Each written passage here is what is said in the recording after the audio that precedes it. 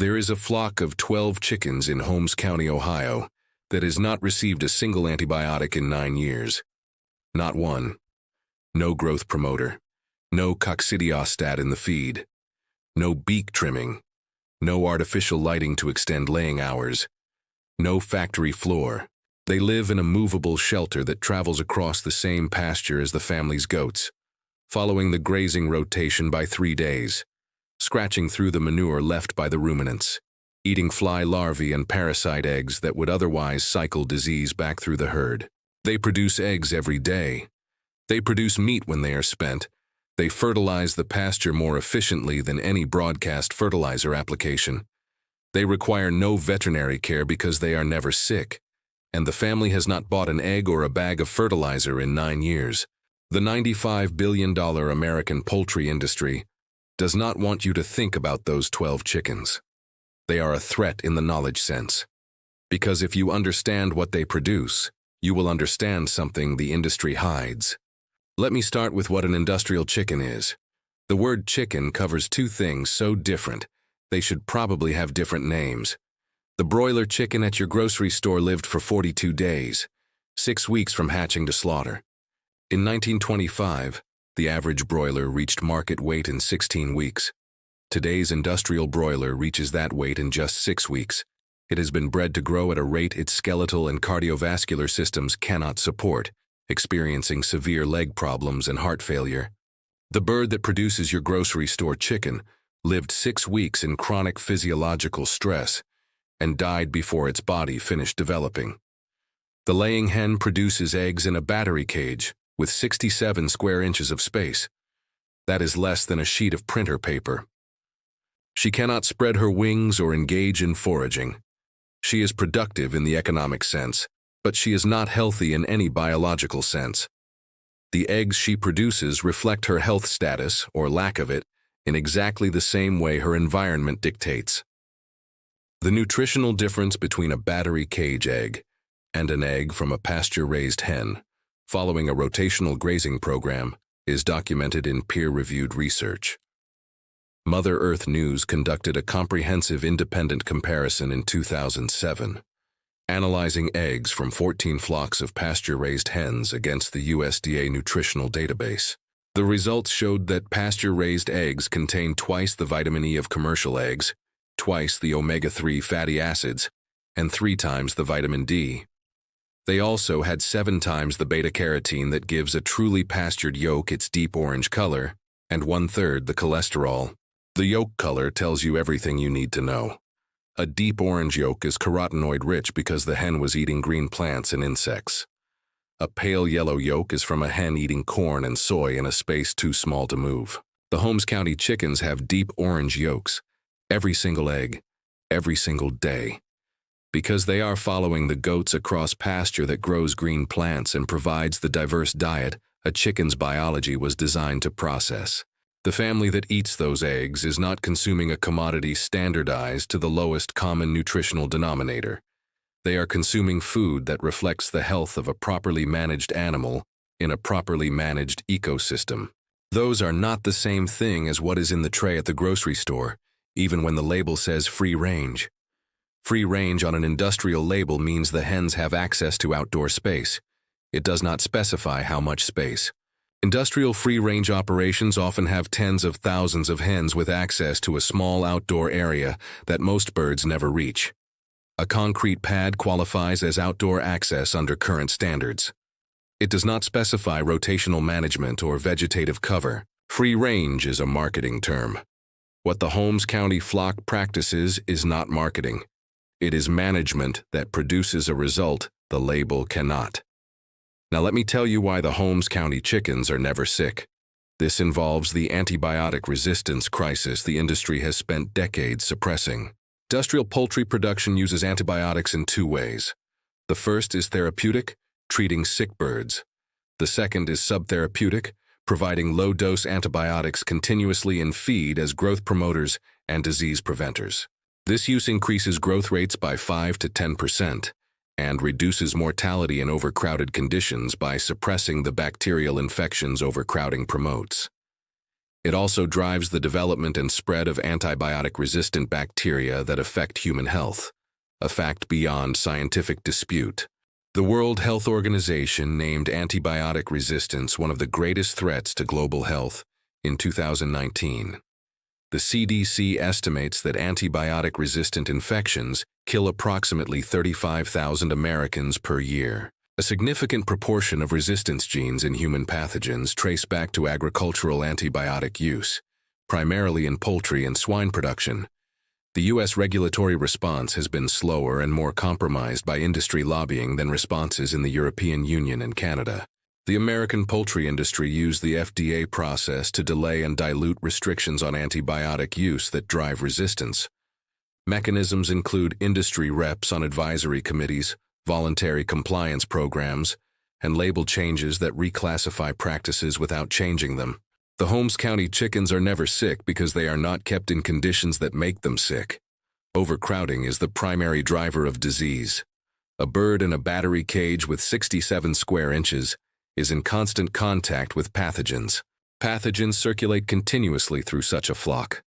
The management response to pathogen circulation in crowded conditions is antibiotics. Remove the crowding, and you remove the disease pressure. The Holmes County flock uses a movable shelter on rotating pasture. The shelter moves every 3 days. The accumulated feces and associated pathogens move with the shelter to fresh ground. The birds encounter fresh pasture, fresh insects, fresh air. They are not sick because they are not in conditions that make them sick. The solution is not better antibiotics or growth promoters. It is space, movement, and the management that makes both possible. The Amish knew this long ago. They managed flocks in rotational systems because they observed birds stayed healthy when managed this way. The observation preceded the mechanism by generations. Science eventually described it, confirming what the observation already showed. The movable shelter, or moving house, is the central infrastructure. It is buildable by anyone with basic carpentry skills in a single weekend. With materials costing under $150, this system provides a sustainable path toward healthy poultry and a future without antibiotic resistance. The structure is a simple A-frame approximately 4 feet wide by 8 feet long by 3 feet tall at the peak. Built from 2x2 lumber, covered with hardware cloth on the sides and bottom, and roofed with corrugated metal or heavy tarp. It sits directly on the ground with no floor. The birds have access to the pasture beneath the structure through the open bottom. The structure is light enough for one person to move by lifting one end and sliding it on skids toward fresh pasture. Inside the structure, you hang a waterer and a feeder. You provide a simple nesting box with divided compartments lined with straw. The hens lay in the nesting boxes. You collect eggs daily through a small access door at one end of the structure. Moving the structure daily puts the birds on fresh ground before they have scratched and fouled the previous patch. The 3-day delay behind the goats means the ruminants have already grazed the vegetation down for easy chicken access. The goats deposited manure that the chickens will scratch through for larvae and insects. 12 hens in this system require approximately 400 square feet of housing plus run space that rotates continuously. The total pasture area required is approximately 2,400 square feet, fitting easily into the back half of a standard suburban lot. A hen on productive pasture derives 15 to 30% of her nutritional needs from pasture forage and insects. A standard hen in full confinement eats 4 pounds of feed per dozen eggs, but on rotational pasture, it's significantly less. A hen on pasture eats only 2.5 to 3 pounds of feed. This saves approximately 150 to 200 pounds of feed annually. The annual feed saving is approximately $40 to $60 per year, utilizing pasture the goats are already maintaining. The goats graze the pasture down and fertilize it. The chickens follow, spreading the manure and reducing fly larvae. The pasture recovers and becomes more productive because both species have contributed to its nutrition and pest management. The vegetables grow in beds that receive composted manure. Biochar in the beds holds the nutrients against leaching.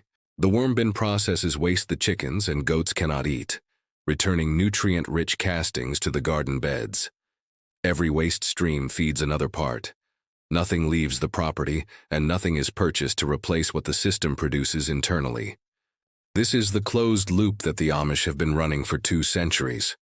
Not as an environmental ideology, not as a political statement, as the most practical and economical way to manage a productive property where every resource is limited and every waste stream represents an input that has not yet found its purpose. The industrial food system runs open loops that require continuous input purchase and generate continuous waste. The Amish system runs closed loops that require minimal external input and generate no waste because every output of one element is the input.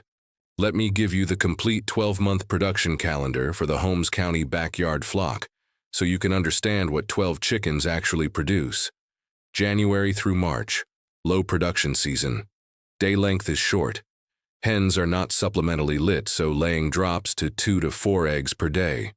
This is the season for preserving eggs using water glass, a sodium silicate solution that seals the egg's porous shell and extends storage life.